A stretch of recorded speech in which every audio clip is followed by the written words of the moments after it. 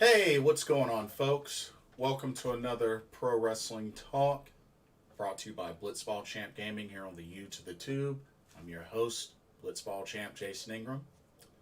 So, wanted to give my thoughts on New Japan Pro Wrestling's Royal Quest II Night 1. So, it finally just recently became available on NJPW World. So, got around to watching it, and I have to say, it was quite a great show. So, let's talk about the matches that took place, shall we? So, Royal Quest II took place in London, England, at the Crystal Palace National Sports Centre. And the show took place back on October 1st and 2nd. Night 1 was October 1st. So let's check out these matches. So it started off with a singles match between Dan Maloney and Gabriel Kidd. Now, of course, Gabriel Kidd was a young lion, and I've seen Dan Maloney wrestle once. It's been a while, but I have seen him wrestle once. But this was a pretty good match. This is a pretty good opening match. And, it was interesting seeing Gabriel Kidd and outside of the Young Lions ring attire. So got him some of his own ring attire now. But overall, I thought it was a pretty decent match. It definitely went back and forth. But Gabriel Kidd sealed the deal with a nice, juicy pile driver at the end to get the 1-2-3 pin over Dan Maloney. So kudos to Gabriel Kidd for picking up that victory. Overall, good match. Pretty good match. Next up, we had a tag team match. We had the team of United Empire's Gideon Gray and the Great O'Khan going up against the team of Ricky Knight Jr. and Michael Oku, which I believe it was Ricky Knight Jr. He has one of the Rev Pro championships. I forgot which one it was. Somebody remind me what title he had. But he had a Rev Pro championship on him. But anyway, this match was all right. It was great to see the Great O'Khan do his thing. But Ricky Knight Jr. ended up getting the pin, hitting the Goodnight Driver on Gideon Gray to pick up the victory for his team. I guess Gideon Gray was just the weak link for the Great O'Khan. But hey, it was a good showing there by Ricky Knight Jr. and Michael Oku.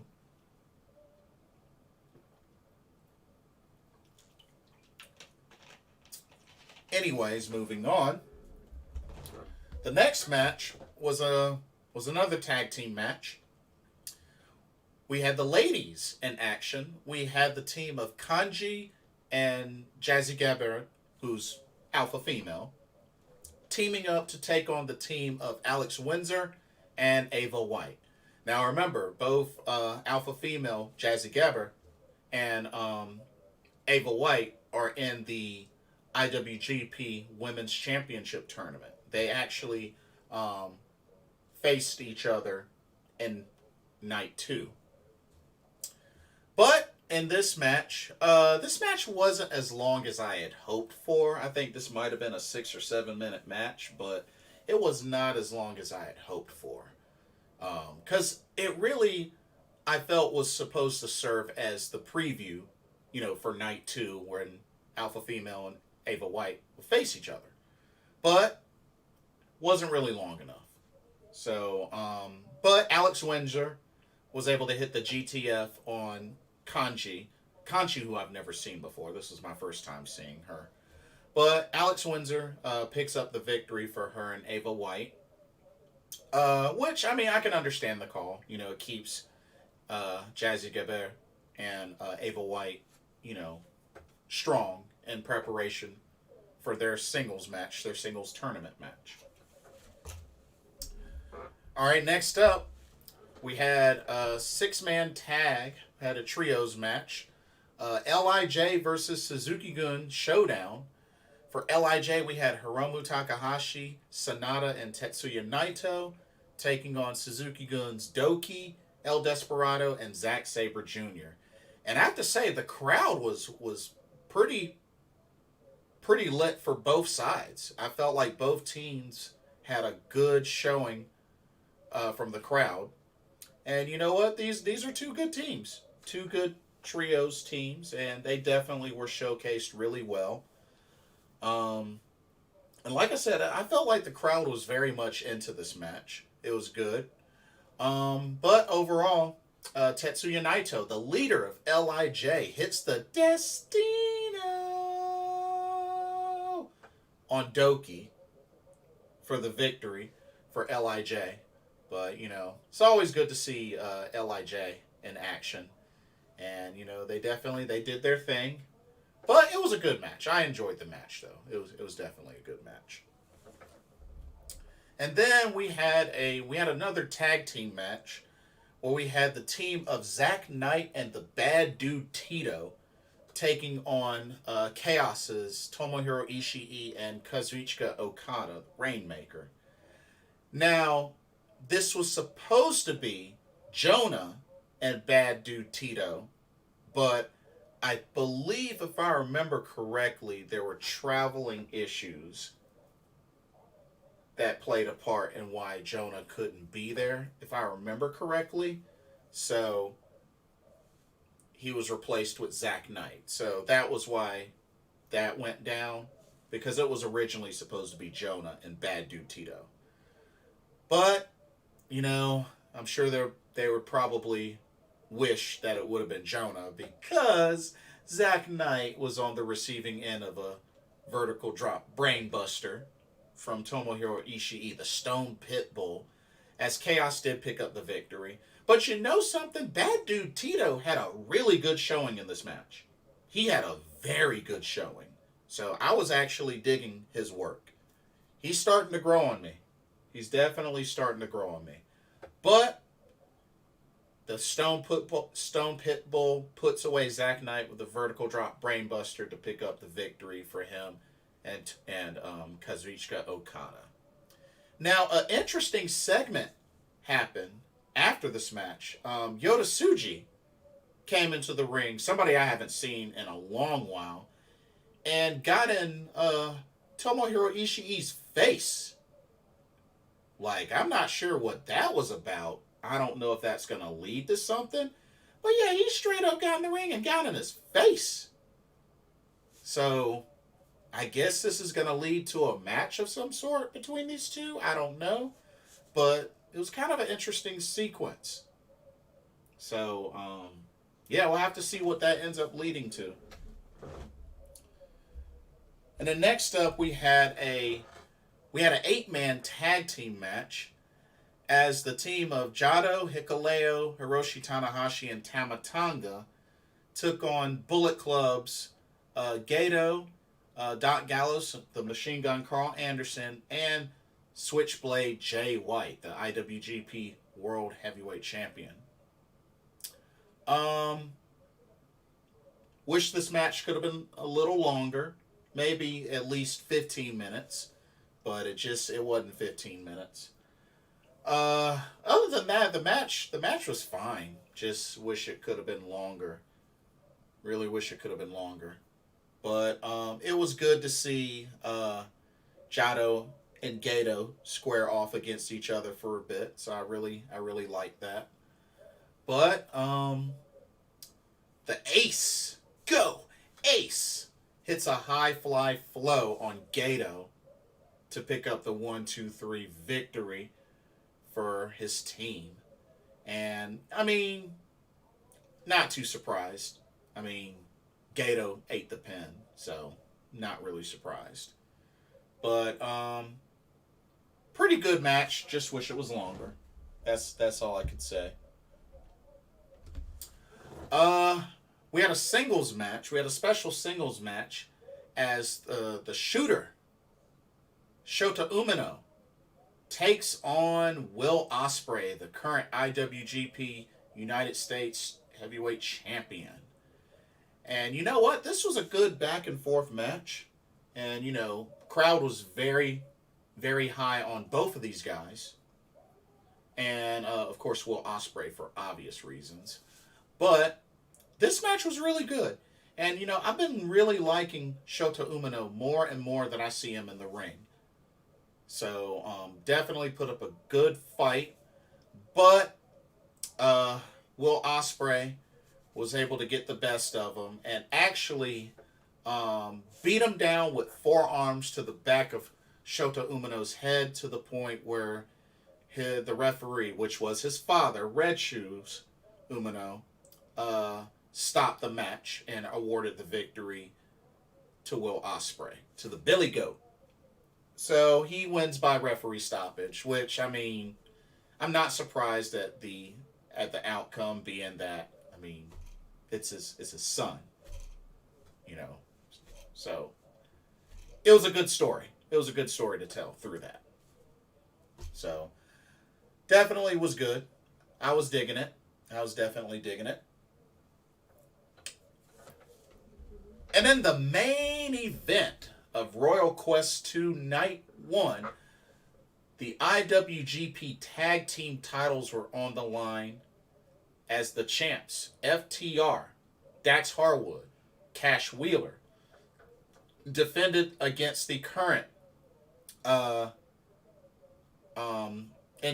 Strong Openweight Tag Team Champions. Aussie Open's Mark Davis and Kyle Fletcher.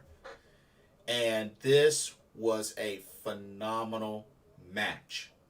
Definitely a match of the year candidate, for sure. Both got bloodied up. I know Dax Harwood and Mark Davis, they got really, really bloodied up. But there was a lot of blood. There was just a lot of back and forth. Even Aussie Open hit the big rig one time, and you know, I just thought that was pretty cool. But it was back and forth. It was an amazing match for sure.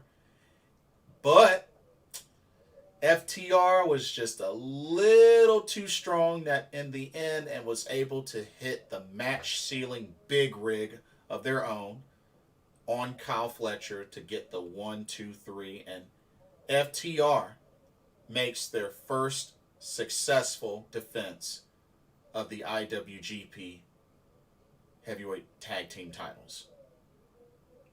So, very, very happy for FTR. Of course, you know, they're from North Carolina. So, I was just really happy to see them finally defend the titles. I mean, they won them back at Forbidden Door. So, I mean, I'm just really glad that they finally defended the titles. Because it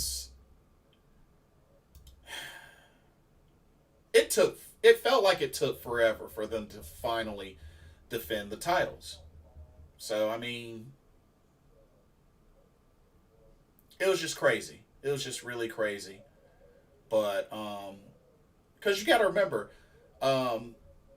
Forbidden Door was in June, and it's October. So, that's kind of a big gap. I mean, they won the titles just after the start of summer. And now here it is in the fall. And they just finally make their first defense. That's way too big of a gap. I'm sorry. That's way too big of a gap. And not only is that way too big of a gap, I mean, you know, if we want to be honest with ourselves, you know, the first defense was in London. I would have hoped that their first defense would have been in Japan, but I mean, it is what it is. It is what it is. You know, I'm not gonna be too hard on them because at the same time, this was a phenomenal match. But I just wished it wouldn't have taken this long for them to defend those titles. And it would have been nice if the first defense was in Japan. But it is what it is. This was a phenomenal match. For sure. This was a phenomenal match. And now let us transition to night 2. So, night 2 of Royal Quest II. Of course, same venue and all. The first match that kicked off for night 2 was a tag team match. Suzuki-gun back in action once again as Doki and El Desperado took on the team of Robbie X and Michael Oku. Overall, it was actually a pretty decent match. I felt like it kind of went back and forth more so than I expected, but hey, I thought it was a nice match to kick off. And El Desperado ended up scoring the victory for Suzuki-gun using a pinning combination kind of similar to Saki Kashima's Kishikasai. They look pretty similar in a way. So yeah, I just thought that kind of stuck out to me when I saw the finish of that match. But yeah, pretty good opening match. I had no complaints. Next up, we had another tag team match. We had Hiromu Takahashi and Sonata of LIJ taking on Luke Jacob and Ethan Allen, which I felt was kind of, in a way, kind of one-sided, but it was a match that lasted longer than the first match, so I mean, I'll at least give it that. It didn't feel like a squash. But then again, you normally don't see squashes in New Japan Pro Wrestling. You know what I mean? So, at least there was that. But, you know, it was a pretty good match. Sonata ended up getting the skull end submission victory. And, yeah, LIJ looking strong once again in Royal Quest II. So I thought that was pretty neat. And then we kicked off the first round of the IWGP Women's Championship Tournament as Alpha Female Jazzy Gabert went up against Ava White, which I learned that Ava White, after seeing her in night 1, because that was pretty much my first time seeing her wrestle, Ava White's pretty good. She's actually pretty good. I liked what I saw out of her, for sure. But and of course, Jazzy Gabert, Alpha Female, you know, I've seen many times, you know, Mae Young Classic, Impact Wrestling, Stardom. You know, she was the second World of Stardom champion, so very familiar face. But went kind of back and forth for the most part. I do wish this match would have been longer. I felt like it wasn't really long enough, but it was still a pretty good match. I just wish it could have been longer. But Alpha Female gets the victory with the Inokiplex and defeats Ava White and advances to the next round. So, with that being said, we know that Kairi will face Alpha Female in the next round. And also keep in mind, I believe that whoever wins that match between Kairi and Alpha Female will be in the finals. Because remember, on the Stardom side, you got Momo Watanabe, you got Mayu Iwatani, you got, I believe, Utami Hayashishita, and then you have Himeka. So those four are going to go at it. And, you know, there's going to be a finalist from the Stardom side. So definitely have that to look forward to. But for now, Alpha Female advances, and she will face Kairi in the next round. And the winner of that match will advance to pretty much the finals for the IWGP Women's Championship. And remember, the winner will be crowned at the historic crossover show on November 20th. So keep that in mind. Continuing on, we had a 10-man, that's right, you heard it, 10-man tag team match. We had the team of Ricky Knight Jr. who I looked up is actually the current undisputed British heavyweight champion of Revolution Pro. He teamed up with Gabriel Kidd, Shota Umino, and FTR to take on United Empire's Gideon Gray, Aussie Open, Great O'Khan, and Will Ospreay. This was a very action-packed match, as expected. I mean, very action-packed, very chaotic from both sides. I mean, with 10 men, it was bound to be that way from the jump. And it definitely did not disappoint. We got to remember, FTR and Aussie Open had that incredible main event in night one that just definitely was a match of the year candidate in my book. So, of course, United Empire ended up winning this match, which made sense. Being with how things went between FTR and Aussie Open, I kind of figured the outcome made sense. But the Great O'Khan hits Ricky Knight Jr. with the Eliminator to get the 1-2-3. United Empire stands strong and victorious. But definitely a good 10-man match. Definitely I enjoyed it. Very action-packed. Next up, we had a 6-man tag as the team of Hikuleo, Hiroshi Tanahashi, and Tama Tonga went up against Bullet Club's Switchblade Jay White, Doc Gallows, and the Machine Gun Carl Anderson. So this was a match that I really felt could have gone longer. I think it was just a little over 10 minutes. So it was kind of a disappointment. I felt like with this matchup, the match could have been longer. But either way, Tama Tonga hits the gun stun on Doc Gallows, gets the 1-2-3. I was wondering who was going to hit their gun stun first between Carl Anderson and Tama Tonga. But Tama Tonga hit the match-sealing gun stun to pick up the victory for his team. Still quite an interesting pairing. Him, Hiroshi Tanahashi, Hikuleo. I mean, him and Hikuleo, not so much, but you throw Tanahashi into the mix, it's very, very weird. But, they're no longer part of Bullet Club, so, I mean, it is what it is. We had another match. We had a singles match, which was Kazuchika Okada of Chaos taking on Bad Dude Tito. This was another one that I was kind of bummed that it wasn't longer than 10 minutes. Like, I really felt like this one should have been longer than 10 minutes because I felt like Bad Dude Tito was showcased really well in night one. So I really, really wanted to see a lot more of what he could do against somebody like Okada.